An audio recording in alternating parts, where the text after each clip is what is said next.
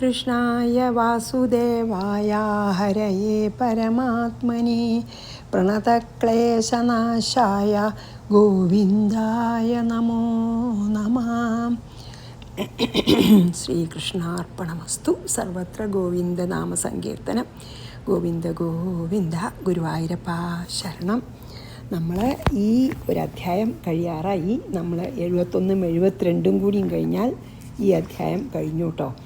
അപ്പോൾ നമ്മൾ കഴിഞ്ഞ ശ്ലോകത്തിൽ പറഞ്ഞത് പിന്നെ സഹ ശാന്തി അധികച്ഛതി പറഞ്ഞു. ആർക്കാണ് ശാന്തി ഉണ്ടാവുക? അചലപ്രതിഷ്ഠന് അല്ലേ? ആരാണ് ഒരു മൗണ്ടൻ പോലെ, ഒരു അചലം, ഒരു എന്താണ് മല പോലെ ഇളകാതെ നിൽക്കണ, അല്ലെങ്കിൽ അത്ര ആത്മാവിൽ തന്നെ സ്ഥിരമായിട്ട് ചെയ്യുന്ന ആൾക്കാണ് ശാന്തി ഉള്ളത് അല്ലേ? അതാണല്ലോ നിത്യമായിട്ടുള്ള സുഖം. കാരണം ലോകത്തിൽ വിധി വളരെ കളികൾ കളിക്കും. അപ്പം അതിനെയൊക്കെ ഒരുപോലെ സമഭാവനയോടുകൂടി വീക്ഷിച്ചിരിക്കലാണല്ലോ ശാന്തി. ആ ശാന്തിക്കാണ് നമ്മൾ ശ്രമിച്ചും കൊണ്ടിരിക്കുന്നത്. അപ്പോൾ നമ്മൾ സമുദ്രത്തിനെ പോലെ ശാന്തമായിട്ട് ഇരിക്കാൻ പഠിക്കണം എന്നാണ് പറഞ്ഞ് നമ്മൾ നിർത്തിയത് അല്ലേ? അപ്പോൾ നമുക്ക് അങ്ങനെ നമ്മൾ എല്ലാ ആശകളെയും അടക്കി ഇന്ദ്രിയങ്ങളെ അടക്കിയാൽ നമുക്ക് കിട്ടാവുന്ന ആ ഒരു ശക്തി ഉണ്ടല്ലോ, ആ ശക്തിക്ക് തുല്യമായിട്ട് ഒന്നുമില്ല എന്നാണ്. അത്രയ്ക്ക് അതേപോലെ തന്നെയാണ് ഇന്ദ്രിയങ്ങളുടെ പിന്നാലെ പോയാൽ നമുക്ക് നഷ്ടപ്പെടുന്ന ശക്തി വളരെയാണ് എന്ന് പറഞ്ഞ് നിർത്തി. അപ്പം ഈ നമുക്ക് 71 വായിക്കാം കേട്ടോ. വിഹായ കാമാൻ യഃ സർവാൻ പുമാംശ്ചരതി നിസ്പൃഹ നിർമ്മമോ നിരഹങ്കാരഃ സശാന്തിമധിഗച്ഛതി. ആർക്കാ ശാന്തി ഉണ്ടാവുക എന്ന് ഇനിയും പറയാണ്. യഹ പുമാൻ മീൻസ് ഏതൊരാൾ, ഏതൊരു പുരുഷൻ, ഏതൊരു സാധകൻ എന്ന് പറയുക. സർവാൻ കാമാൻ വിഹായ, എല്ലാ ആഗ്രഹങ്ങളെയും ഉപേക്ഷിച്ച്. വിഹായ പറഞ്ഞാൽ ഉപേക്ഷിച്ചിട്ട്. കാമൻ എല്ലാ ഡിസയറിനെയും അല്ലെങ്കിൽ ഇച്ഛകളെയും ഉപേക്ഷിച്ച്. നിസ്പൃഹ എന്ന് പറഞ്ഞാൽ യാതൊന്നിലും ആഗ്രഹമില്ലാത്തവനായി. സ്പൃഹ പറഞ്ഞാൽ ആഗ്രഹം തന്നെയാണ് കേട്ടോ, ഡിസയറിനെയാണ്. അപ്പോൾ നിസ്പൃഹനായിട്ട് മീൻസ് ഒരാഗ്രഹവും ഇല്ലാത്തനായിട്ട്. നിർമ്മമ അതായത് എൻ്റെ, മമ മീൻസ് മൈൻ എന്നാണ്, മൈൻ എൻ്റെ എന്നാണ്. അപ്പോൾ എൻ്റെ എന്നുള്ള ഒരു സ്വാർത്ഥ ചിന്ത ഇല്ലാതെ. നിർമ്മമ പറഞ്ഞാൽ എന്താ? ഞാൻ എന്നുള്ള വിചാരം അല്ല, എൻ്റെ എന്നുള്ള വിചാരം ഇല്ലാതിരിക്കണേനാണ് നിർമ്മമ. മമാച്ച എൻ്റെ അല്ലേ? അപ്പം നിർമ്മമ പറഞ്ഞാൽ എൻ്റെ എന്നുള്ള സ്വാർത്ഥമില്ലാതെ. നിരഹങ്കാര അഹങ്കാരമില്ലാത്തവനായി. ചരതി അങ്ങനെ ആരാണ് സഞ്ചരിക്കുന്നത് അല്ലെങ്കിൽ ജീവിക്കുന്നത്? എങ്ങനെ?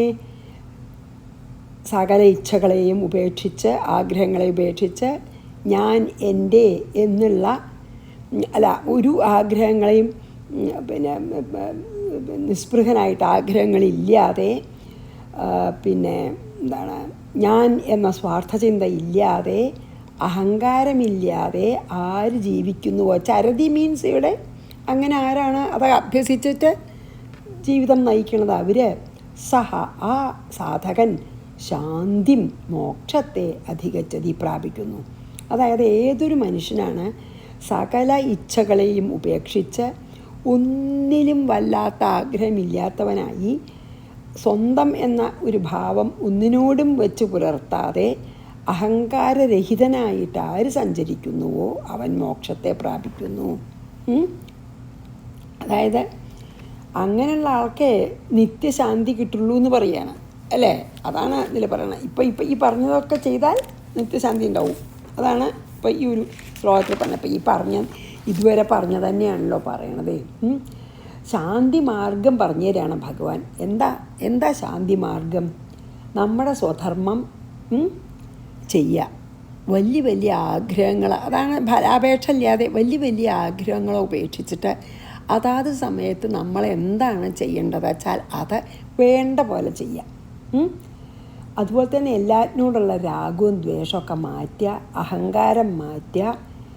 എന്നാൽ ആ ആൾക്ക് ശാന്തി വേഗം ലഭിക്കും. അതായത് നമ്മളെ സ്വധർമ്മം ചെയ്യണത് നമ്മളെ ആഗ്രഹങ്ങളെ വർദ്ധിപ്പിക്കാനാവരുത്, ആഗ്രഹങ്ങളെ കുറയ്ക്കാനാവണം. അതാണ് സ്വധർമ്മം അനുഷ്ഠിച്ചിട്ട് അത് വേണം, ഇത് സ്വധർമ്മം തന്നെയാവും, അത് വേണം ഇത് വേണം എനിക്ക് കുറച്ചും കൂടി അങ്ങനെ വിചാരിക്കുന്നതിന് പകരം ഇതാണ് എന്നെക്കൊണ്ട് ഭഗവാൻ ചെയ്യിക്കണ ധർമ്മം, ഞാൻ അത് ചെയ്യണു, ഫലമൊക്കെ ഭഗവാൻ തന്നെ തരും, അത് ഞാൻ സ്വീകരിക്കും. അങ്ങനെയുള്ളൊരു നിലയിൽ അതാണ് കർമ്മയോഗമായിട്ട് ചെയ്യണമെന്ന് പറയുകയാണ് എല്ലാ കർമ്മങ്ങളെയും. എന്നിട്ട് പറയാണ് സ്ഥിതപ്രജ്ഞനായാലേ ശാന്തിയുള്ളൂ. അപ്പോൾ അതിലേക്കുള്ള മാർഗ്ഗമാണ് അപ്പോൾ ഈ പറഞ്ഞത്. എന്താ?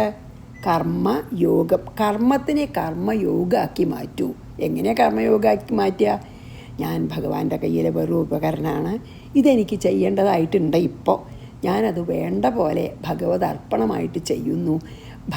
കർമ്മഫലദാതാവ് ഭഗവാനാണ്, ഭഗവാൻ തരുന്നതെല്ലാം എനിക്ക് നല്ലതിനായിരിക്കുന്നു വിശ്വസിച്ച് ഫലത്തിനെ പറ്റി ഒന്നും ചിന്തിക്കാതെ ചെയ്യണതാണ് കർമ്മയോഗം. അങ്ങനെ ചെയ്താൽ ശാന്തി കിട്ടും. അങ്ങനെ ആകുമ്പോഴാണ് പതുക്കെ സ്ഥിതപ്രജ്ഞനാവുകയെ.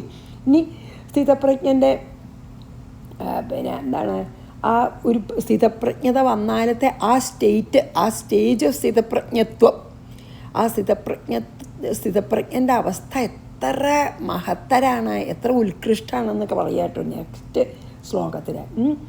അപ്പോൾ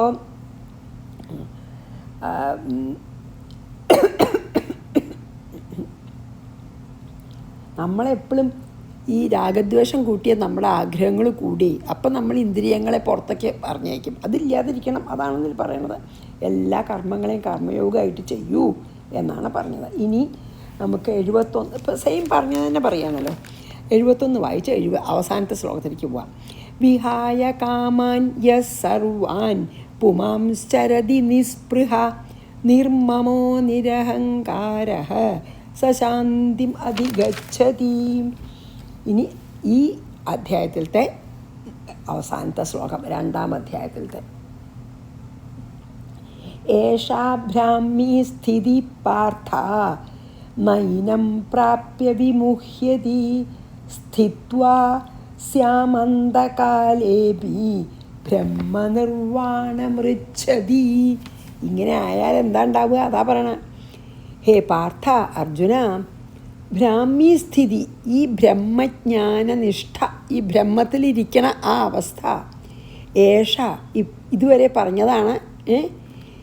ഏനാം, ഈ ബ്രഹ്മനിഷ്ഠയെ എന്താ പ്രാപ്യ, ആരാണ് ഈ ആത്മാനുഭവത്തിൽ എത്തിച്ചേരണത്, അല്ലെങ്കിൽ who is able to abide in the self, ആ ആളൊക്കെ പ്രാപിച്ചിട്ട്, അതായത് അങ്ങനെ ആത്മാനുഭവത്തിലിരിക്കുമ്പോൾ അങ്ങനത്തെ ആത്മാനുഭവാവസ്ഥയെ പ്രാപിച്ചിട്ട് ന വിമുഹ്യതി, പിന്നെ ആർക്കും ഈ സംസാരമോഹത്തെ ഉണ്ടാവുന്നില്ല.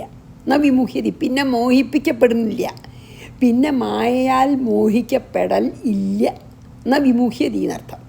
ഒരിക്കലും പിന്നെ മായയാൽ മോഹിക്കപ്പെടില്ല, അതിൽ തന്നെ ഇരിക്കും, ആത്മാവിൽ തന്നെ ആത്മാനുഭവത്തോടു കൂടി ആത്മാരാമനായിട്ട് ബ്രഹ്മത്തിൽ തന്നെ ചെന്ന് ചേരും. ആ ബ്രഹ്മത്തിൽ തന്നെയാണ് ഇരിക്കണം, പിന്നെ ഒരിക്കലും അവിടുന്ന് പോരില്ല. എന്താ വെച്ചാൽ അന്ധകാലേ അഭി, മരണകാലത്തിൽ കൂടി അസ്യാം, ഈ ബ്രഹ്മനിഷ്ഠയിൽ, ഈ ഒരു അവസ്ഥയിൽ, അതായത് ആ ആത്മാനുഭവത്തിൻ്റെ അവസ്ഥയിൽ, ആ സെൽഫ് ഇല്ലൂമിനേറ്റഡ് സ്റ്റേറ്റിൽ സ്ഥിത്വ ഇരുന്നാലും ബ്രഹ്മനിർവാണം, ബ്രഹ്മത്തിൽ, അത് കഴിഞ്ഞ് ആ ശരീരങ്ങൾ നശിച്ചാൽ ബ്രഹ്മനിർവാണം ചാലോ ബ്രഹ്മത്തിൽ ലയിക്കുന്ന അവസ്ഥയെ ഹൃച്ഛതി പ്രാപിക്കുന്നു.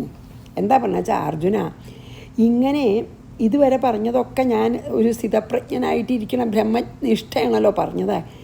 ഈ ബ്രഹ്മജ്ഞാന നിഷ്ഠയിൽ എത്തിയ ആൾ, അല്ലെങ്കിൽ സെൽഫ് റിയലൈസ്ഡ് ആയിട്ട് ആത്മസാക്ഷാത്കാരം നേടി ആ അവസ്ഥയിൽ എത്തിയ ആൾ പിന്നെ ആരും ഈ സംസാരത്തിലത്തെ ഒരു മോഹത്തിൻ്റെ പിന്നാലെയും പോവില്ല.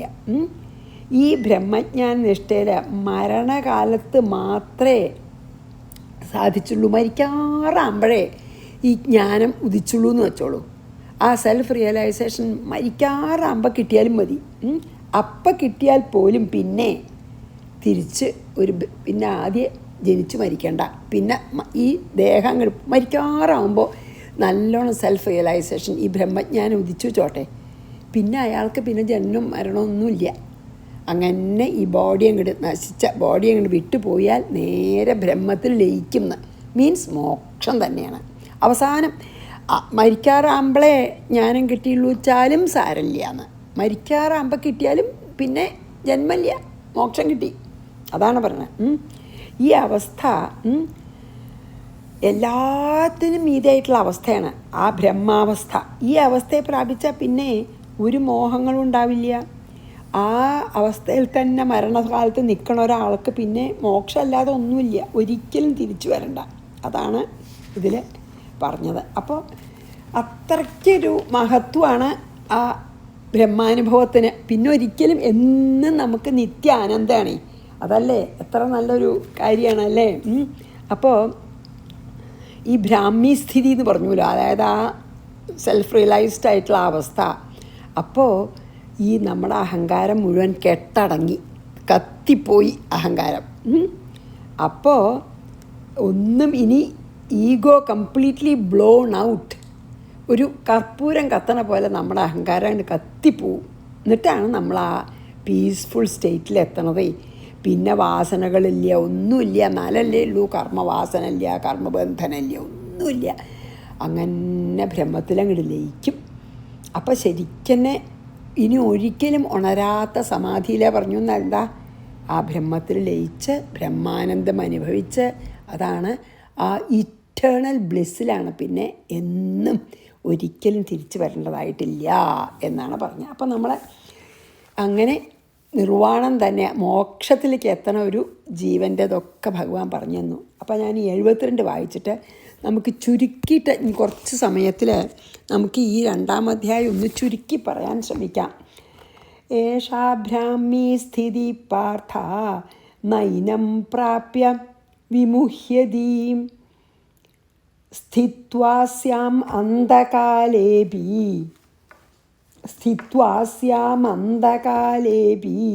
ബ്രഹ്മനിർവാണമിച്ഛതി. അപ്പോൾ ഇത് ശ്രീമദ് ഭഗവത്ഗീതാസു ഉപനിഷത്സു ബ്രഹ്മവിദ്യായാം യോഗശാസ്ത്രേ ശ്രീകൃഷ്ണാർജുന സംവാദേ സാഖ്യയോഗോ നാമ ദ്വിതീയാധ്യായ സമാപ്ത. അപ്പോൾ നമ്മുടെ 2-ാം അധ്യായം ഇന്ന് കഴിഞ്ഞു. അപ്പോൾ നമുക്ക് ഒന്ന് നോക്കി നോക്കാം, വെറുതെ ഓർമ്മിക്കാൻ ശ്രമിക്കാം എന്നേ ഉള്ളൂ കേട്ടോ. എന്താ അറിയോ, ഒരു സ്ഥിതപ്രജ്ഞൻ്റെ ലക്ഷണങ്ങളെന്ന് നമുക്ക് പറയാൻ നോക്കാം. ഒന്ന്, ആഗ്രഹങ്ങളില്ല, ഡിസയർലെസ്, ആത്മാരാമന്മാരാണ്. ഇനി ഒരു ആഗ്രഹമില്ല, കണ്ടൻറ്റഡ് ആണ്. അതൊന്ന്.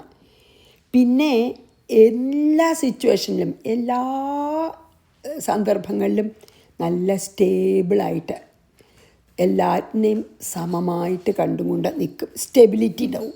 അതാണ് പിന്നെ ഒന്ന്, ആഗ്രഹങ്ങളില്ല. പിന്നെ നല്ല സ്ഥിരത, പിന്നെ ഇമോഷണൽ സ്റ്റെബിലിറ്റിയും ഒക്കെ ഉണ്ട് കേട്ടോ. അതായത് വികാരാധീനൊന്നും ആരാവില്ല. പിന്നെ നല്ല ആത്മസംയമനം എന്ന് പറഞ്ഞുല്ലോ നമ്മളല്ലേ, അതായത് അവനവൻ്റെ സെൽഫിനെ തന്നെ കൺട്രോൾ ചെയ്യണത്. ആത്മസംയമനം വെച്ചാൽ എന്താ, അവനവനെ നല്ല ഡിസിപ്ലിൻ ചെയ്യാൻ പറ്റും അങ്ങനെ. പിന്നെ എപ്പോഴും ഇങ്ങനെ ശാന്തമായിട്ടുള്ളൊരു അവസ്ഥയിലാവും. നമ്മൾ ഇംഗ്ലീഷിൽ ട്രാങ്ക്വിൽ സ്റ്റേറ്റിലെത്തും. ഒക്കെയാണ് സ്ഥിതപ്രജ്ഞൻ്റെ ലക്ഷണം. എപ്പോഴും ശാന്തരാവും അവർ. എപ്പോഴും ആ ആത്മാവിൽ തന്നെ സ്ഥിതി ചെയ്യുകയാണേ. അതുകൊണ്ട് പിന്നെ അവർ ശരിക്കും വൺ വിത്ത്, അതായത് ഈ ബ്രഹ്മം ആയിട്ട് തീർന്നിരിക്കണേ. അതുകൊണ്ടാണത്. അപ്പോൾ പിന്നെ എന്താണ്, അതാണ് നമ്മൾ കുറച്ച് ക്യാരക്ടറിസ്റ്റിക്സ് പറയുകയെന്ന് വെച്ചാൽ അതാണ് അല്ലേ ശരിക്കും. കാരണം ആഗ്രഹങ്ങളില്ല, തൃപ്തിയാണ് എല്ലാറ്റിലും, എല്ലാ സിറ്റുവേഷനിലും. പിന്നെ പതറാതെ ഇങ്ങനെ അൺപ്രിട്ടേർബ്ഡ് എന്ന് പറയുമല്ലോ, പതറാതെ നിൽക്കും.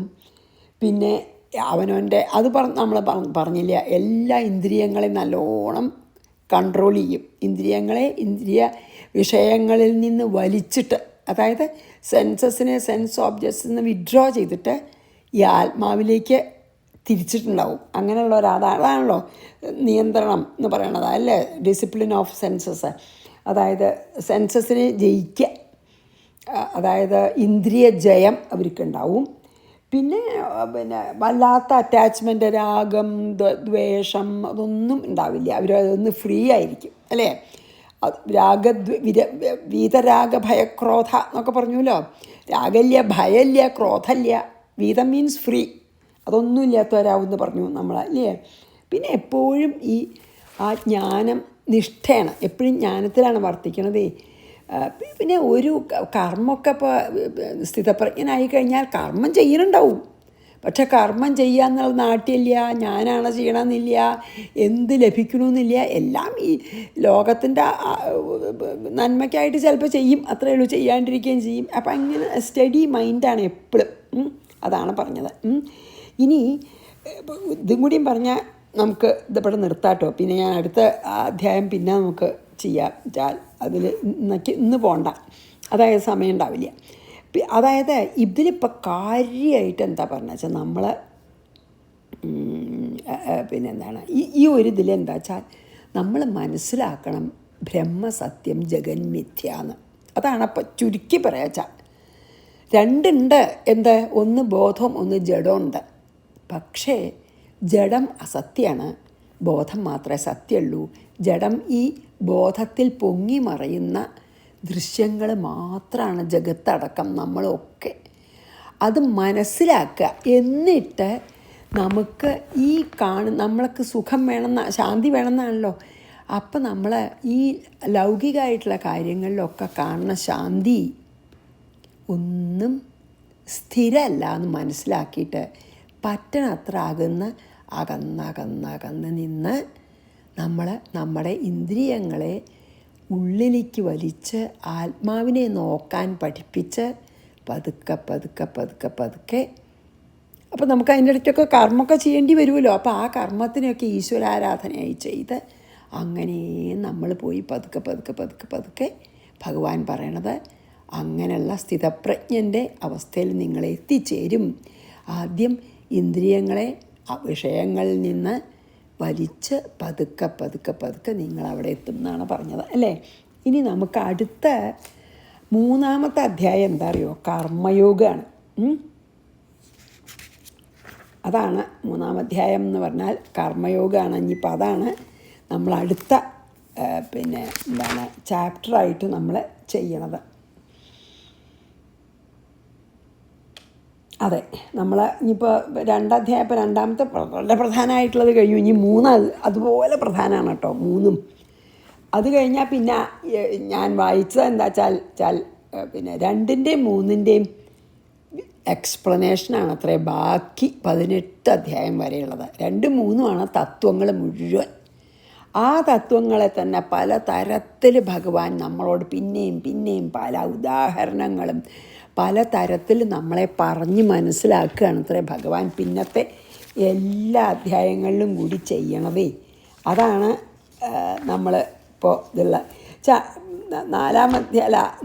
3-ാം അധ്യായം പിന്നെ ശരി. കർമ്മയോഗം നമുക്ക് വളരെ പ്രധാനമാണ് കേട്ടോ. കാരണം നമുക്ക് കർമ്മം ചെയ്യാണ്ടിരിക്കാൻ പറ്റില്ലല്ലോ. 3-ാം അധ്യായം ശരിക്കും വളരെ ഇതാണ്. കാരണം കർമ്മം ചെയ്യാണ്ട് നമുക്ക് 1 മിനിറ്റ് ഇരിക്കില്ല. അപ്പോൾ അതിനെ എങ്ങനെ ചെയ്യണമെന്ന് പറയുകയാണ് ഭഗവാൻ അടുത്ത ചാപ്റ്ററിലേ. അപ്പോൾ അത് വളരെ വളരെ വളരെ പ്രധാനമാണ് കേട്ടോ. നമുക്ക് മനസ്സിലാക്കാൻ ഒരുപാട് അത് മനസ്സിലാക്കിയിട്ട് നമുക്ക് കർമ്മം അനുഷ്ഠിച്ചാൽ നമുക്ക് ആ കർമ്മത്തിനെ യോഗമാക്കി മാറ്റാലോ. അതാണ് ഇതിൽ പറയണത്. എങ്ങനെയാണ് അതിൽ പറയണത് ചുരുക്കി പറയാം ഏകദേശം അതിൻ്റെ. അതായത് നമ്മുടെ സ്വധർമ്മം അതാണല്ലോ നമ്മൾ ചെയ്യേണ്ടതായിട്ട്, നമ്മളെ പ്രിസ്ക്രൈബ്ഡ് ഡ്യൂട്ടി എന്ന് എന്താ വെച്ചാൽ പറയാം. ഓരോരുത്തർക്കും ഓരോന്നാവുമല്ലോ സ്വധർമ്മം. ഒരമ്മയുടെ ധർമ്മം, ഭാര്യയുടെ ധർമ്മം, കുട്ടികളുടെ ധർമ്മം, അച്ഛൻ്റെ ധർമ്മം ഒക്കെ വേറെ വേറെയാണ്. എല്ലാവർക്കും അവൻ ചെയ്യേണ്ട ഡ്യൂട്ടി. ഇവിടെ ഡ്യൂട്ടി എന്ന് പറയാൻ കക്ഷിച്ചാൽ അപ്പോൾ എല്ലാവരും അവനവൻ്റെ ധർമ്മം സെൽഫ്ലെസ്സായിട്ട്, സ്വാർത്ഥമില്ലാതെ, ഇന്ന ഫലം വേണമെന്നോ വിചാരിക്കാതെ, അതായത് ഡിറ്റാച്ച്മെൻറ്റ് ടു ദ റിസൾട്ട്സ്. നമുക്ക് റിസൾട്ട്സിനെ പറ്റിയൊന്നും ഒരു കൺട്രോളും ഇല്ല. പറഞ്ഞല്ലോ ഭഗവാനതിന് മുമ്പ് തന്നെ കർമ്മണ്യേവാധികാരസ്ഥയൊക്കെ നമ്മൾ കണ്ടുല്ലോ 2-ാം അധ്യായത്തിൽ. അപ്പോൾ നമ്മൾ കർമ്മം ചെയ്യുമ്പോൾ നമ്മളുടെ സ്വധർമ്മം നമ്മളെ സ്വാർത്ഥതയില്ലാതെ, ഒരു ഫലവും ആഗ്രഹിക്കാതെ, ഡിറ്റാച്ച്മെൻറ്റോട് കൂടിയിട്ട് നമ്മൾ എല്ലാം ഈശ്വരാർപ്പണമായിട്ട് ചെയ്യുക. അപ്പം എന്താ വെച്ചാൽ നമ്മുടെ മനസ്സ് ശുദ്ധീകരിക്കപ്പെടും. അങ്ങനെ ആയാൽ എന്നിട്ട് പിന്നെ നമുക്ക് പതുക്കെ പതുക്കെ പതുക്കെ മനസ്സ് ശുദ്ധമായാൽ ആ ശുദ്ധമായ മനസ്സിൽ കർമ്മയോഗം കൊണ്ട് മനസ്സ് ശുദ്ധീകരിക്കാൻ മാത്രമേ പറ്റുള്ളൂ. അങ്ങനെ ശുദ്ധമായ മനസ്സിൽ ഈശ്വര കൃപയ്ക്ക് സമയമാകുമ്പോൾ ജ്ഞാനോദിക്കും. അങ്ങനെയാണ് പറയണത്. പക്ഷേ കർമ്മം നമ്മളെപ്പോലെ കർമ്മവാസന ഉള്ളവർക്ക് ആ കർമ്മം ഉപയോഗിച്ചിട്ട് എങ്ങനെ ഭഗവാന്റെ അടുത്ത് എത്താം എന്നാണ് പറയണത്. കർമ്മവാസന നശിച്ചിട്ടില്ല വെച്ചാൽ പിന്നെ കർമ്മം ചെയ്യാതെ പറ്റില്ലേ. അങ്ങനെയുള്ള നമുക്ക് എങ്ങനെ ഭഗവാന്റെ അടുത്തേക്ക് ഈ ജന്മം തന്നെ എത്താം തന്നെ പറയണത് കർമ്മയോഗത്തിൽ. കർമ്മം അനുഷ്ഠിച്ചോളൂ, നിങ്ങൾക്ക് എന്ത് പണി വേണമെങ്കിൽ ചെയ്തോളൂ. ഒരു ഒരു ഒരു ഗൃഹസ്ഥയാണെങ്കിൽ എന്താ വെച്ചാൽ ചെയ്തോളൂ, ജോലിക്കാരനാണെങ്കിൽ നിങ്ങൾ. പക്ഷെ ആ ചെയ്യണ പണി എന്നെ ഈശ്വരൻ ഏൽപ്പിച്ചൊരു പണിയാണ്. ഞാനത് എൻ്റെ കഴിവിനൊരു ചെയ്യും. ഇനി അതിൻ്റെ ഫലം തരാൻ ഈശ്വരനാണ്. ഞാൻ ഈശ്വരൻ്റെ കയ്യിലെ വേറൊരു ഉപകരണം, ഇൻസ്ട്രുമെൻ്റാണ് എന്ന് വിചാരിച്ച് ഇത് ഈശ്വരനുള്ളൊരു അർപ്പണമായിട്ട് ചെയ്തോളൂ. എന്നാൽ മനസ്സ് ശുദ്ധമാവും. ശുദ്ധമായ മനസ്സിൽ ജ്ഞാനോദിക്കും തന്നെയാണ് പറയണത്. അതന്നെയാണ് ഇതിൻ്റെ ഒരു എന്താ പറയുക, എസൻസ്, അതിൻ്റെ സാര തന്നെയാണ്. പിന്നെ കർമ്മയോഗം വെച്ചാൽ എന്താ ശരിക്കും പറയാച്ച വേറൊരു ഡിസ്ക്രിപ്ഷൻ പറയാം. എന്താ അറിയോ, നമ്മൾ ശരിയായിട്ടുള്ള കാര്യം ശരിയായിട്ടുള്ള വിധം ശരിയായിട്ടുള്ള സമയത്ത് ശരിയായ മനോഭാവത്തോടു കൂടി ചെയ്യണതാണ് ഏതാ കർമ്മയോഗം. എന്താ കർമ്മയോഗം? 4 ശരി വയ്ക്കണം. എന്താ അറിയോ, ശരിയായിട്ടുള്ള കാര്യം ചെയ്യാവൂ. പിന്നെയോ ശരിയാകും വണ്ണം വേണ്ട പോലെ ചെയ്യണം, നമ്മുടെ കഴിവനുസരിച്ചിട്ട്. നമ്മളെ ശരിയായിട്ടുള്ള കാര്യം, അതായത് നമുക്ക് തെറ്റില്ല എന്ന് തോന്നി മനസ്സിലാക്കണ ആ ശരിയായിട്ടുള്ളൊരു കാര്യം നമ്മളുടെ കഴിവിൻ്റെ പരമാവധി വെച്ച് വേണ്ട പോലെ ശരിയാവും വിധം ചെയ്ത് അത് ശരിക്കുള്ള സമയത്തും അതെ ചെയ്യണം. വേണ്ട സമയത്ത് ചെയ്യണമല്ലോ, ശരിയായ സമയത്ത് ചെയ്യുക. എങ്ങനെ? പിന്നെ ഏറ്റവും പ്രധാനം എന്താ? ശരിയായ മനോഭാവം. അതിൻ്റെ പിന്നിലുള്ള മനോഭാവമാണ് ഏറ്റവും പ്രധാനം. എന്ത് മനോഭാവത്തോടുകൂടി ചെയ്യണു അതാണ് കർമ്മയോഗം എന്ന് ഭഗവാൻ അതുതന്നെയാണ് ഇനി പറയാൻ പോണത്. അത് പല പല പല തരത്തിൽ നമ്മളോട് പറഞ്ഞു തരും. അപ്പോൾ നമ്മൾ കഴിഞ്ഞതിലും സാഖ്യബുദ്ധി യോഗബുദ്ധിയും ഒക്കെ കണ്ടു ഇല്ലേ? അതന്നെ അത് ഉപയോഗിച്ചിട്ടാണ് പിന്നെ നമ്മൾ ഇനി ഇതിലേക്ക് പോരാൻ പോണത്. ഇനി നമ്മൾ അടുത്ത അധ്യായം കർമ്മയോഗം എന്ന് പറയുന്നത് നമുക്ക് വളരെ ഇമ്പോർട്ടൻ്റ്. കാരണം നമുക്ക് അർജുനെ പോലെ തന്നെയാണ് നമുക്ക് പിന്നെ കർമ്മവാസനകളുണ്ട്, ഒരുപാട് കർമ്മവാസനകളുണ്ട് നമുക്ക് അല്ലേ. അപ്പോൾ ആ കർമ്മവാസനകളൊക്കെ നമുക്ക് കളയണ വരെ നമുക്ക് കർമ്മം ചെയ്തുകൊണ്ടിരിക്കണേ. അതുകൊണ്ടാണ് ഭഗവാൻ ഈ കർമ്മയോഗം ഇത്ര ഇതായിട്ട് നമുക്ക് പറഞ്ഞു തരുന്ന. അർജുനെ പോലെ തന്നെയാണ് നമ്മളും അല്ലേ. അപ്പോൾ ആ ഇതാണ് അപ്പം ഇനി നമ്മളെക്ക് പറഞ്ഞു തരാൻ ഭഗവാൻ പോണത്. അപ്പം ഞാൻ ഇപ്പോൾ തൽക്കാലം ഇവിടെ നിർത്തിയിട്ട് ഏകദേശം പറഞ്ഞു എന്നേ ഉള്ളൂ കേട്ടോ. ഇനി നമ്മൾ വിസ്തരിച്ച് ചെയ്യുമല്ലോ കർമ്മയോഗം. അപ്പോൾ അടുത്ത ദിവസം നമുക്ക് കർമ്മയോഗം തുടങ്ങാം. അപ്പോൾ ഇന്നിവിടെ നിർത്താം. പിന്നെ എന്താണ്, ഞാൻ എന്തെങ്കിലും ഒരു കാര്യം ഞാൻ എന്തോന്ന് ഞാൻ പറയണമെന്ന് വിചാരിച്ചായിരുന്നു, അതെനിക്കിപ്പോൾ ഓർമ്മയില്ല. എന്തെങ്കിലും ആവട്ടെ, പോട്ടെ, അത് ഇനി ഓർമ്മ വരുമ്പോൾ പറയാം. എന്തായാലും ഭഗവാന്റെ ഇഷ്ടം പോലല്ലേ നടക്കുള്ളൂ. ഭഗവാൻ ഇന്ന് പറയേണ്ടതാണെങ്കിൽ എന്നെ ഓർമ്മിപ്പിക്കുമല്ലോ എന്ന് ഞാൻ വിചാരിക്കുകയാണ്. അപ്പോൾ തൽക്കാലം നിർത്താം. ഭഗവാൻ നമുക്ക് 2 അധ്യായം വായിക്കാനും കുറേയെങ്കിലുമൊക്കെ മനസ്സിലാക്കാനും ഒക്കെ സാധിപ്പിച്ച് തന്നതിന് നമുക്ക് ഭഗവാനോട് ഏറ്റവും അധികം നന്ദി പറയാം. അത് കഴിഞ്ഞ് ഞാൻ നിങ്ങളോട് എല്ലാവരോടും നന്ദി പറയണു. കാരണം ഇത് പറയാനൊരവസരം ഉണ്ടാക്കി തന്നതിനും എല്ലാറ്റിനും ഞാൻ നിങ്ങളോട് എല്ലാവരോടും ഒരുപാട് കടപ്പെട്ടിരിക്കുന്നു. എന്ത് തെറ്റുകളുണ്ടെങ്കിലും എല്ലാവരും ക്ഷമിക്കണം, തിരുത്തി തരണം. അതിലെനിക്ക് സന്തോഷമേ ഉള്ളൂ. അപ്പോൾ തൽക്കാലം നിർത്തട്ടെ. ശ്രീകൃഷ്ണാർപ്പണമസ്തു. സർവത്ര ഗോവിന്ദനാമ സങ്കീർത്തനം. ഗോവിന്ദ ഗോവിന്ദ. ഗുരുവായൂരപ്പ സമസ്താപരാധം ക്ഷമസ്വമേ. ഗുരുവായൂരപ്പ ശരണം.